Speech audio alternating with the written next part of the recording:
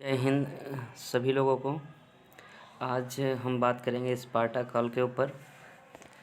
तो अभी हम अपना होमवर्क कॉल कंप्लीट कर चुके थे और आज हम बात करेंगे स्पार्टा कॉल के ऊपर। ठीक है। स्पार्टा कॉल को सत्तावादी काल भी कहा जाता था। वन मैन पावर, जो यहाँ पे देखिए दिया हुआ है, वन मैन पावर। उसके बाद इसे क्लासिकल एज भी कहा जाता था उस टाइम में। ये पॉइंट दोनों बहुत इम्पोर्टेंट है, याद रखिएगा। नगर व राज्यों का उदय भी इसी काल में हुआ। सैनिक प्रशिक्षण पर विशेष बल दिया जाता था, क्योंकि स्पार्टन जो थे वो लड़ने में बहुत ही आगे थे। ठीक है, तो ये सब पॉइंट जितने यहाँ पे लिखे हैं अच्छे से इनको पढ़िएगा। क्रमबद्ध जो शिक्षा प्रणाली है यहाँ पे दी है, क्रमबद्ध शिक्षा प्रणाली। ठीक है, उसे एगॉग कहा जाता था। क्रमबद्ध शिक्षा प्रणाली को एगॉग कहा जाता था। ठीक है, ये चीज़ ध्यान रखिएगा। उसके बाद है जो शिक्षा देते थे, मतलब जो टीचर थे शिक्षा प्रणाली के कर्ता धर्ता, उन्हें क्या बोला जाता था? पेडोनोमस। उन्हें पेडोनोमस कहा जाता था। ठीक है, उसके बाद यहाँ पे दिया है सैनिक शिक्षा के कार्यक्रम में।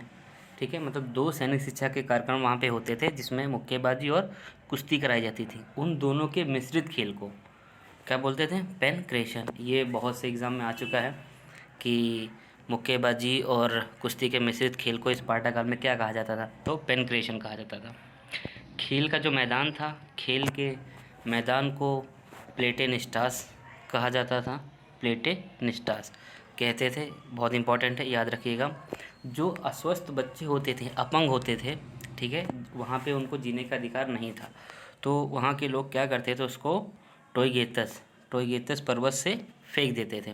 कहीं कहीं पे लिखा होता है टोयगेतस पर्वत, कहीं पे माउंटेन दिया होता है। ये चीज़ आपको ध्यान रखना होगा।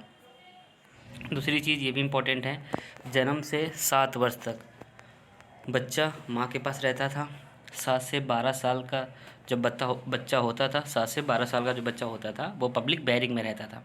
ठीक है, पब्लिक बैरिक में 13 बच्चे अलग जगह पे रखे जाते थे। 64 बच्चे अलग अलग जगह पे पब्लिक बैरिक में रखे जाते थे।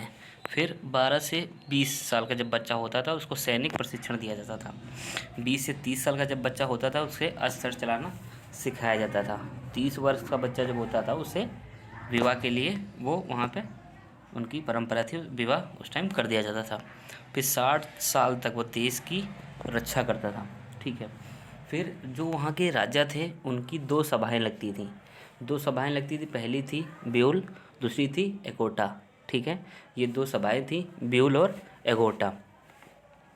शारीरिक शिक्षा का मुख्य लक्ष्य वहाँ पे था फौज को तैयार करना। शारीरिक शिक्षा का मुख्य लक्ष्य था फौज तैयार करना, और शिक्षा का मुख्य उद्देश्य था, ध्यान रखिएगा, शिक्षा का मुख्य उद्देश्य मैन ऑफ एक्शन था।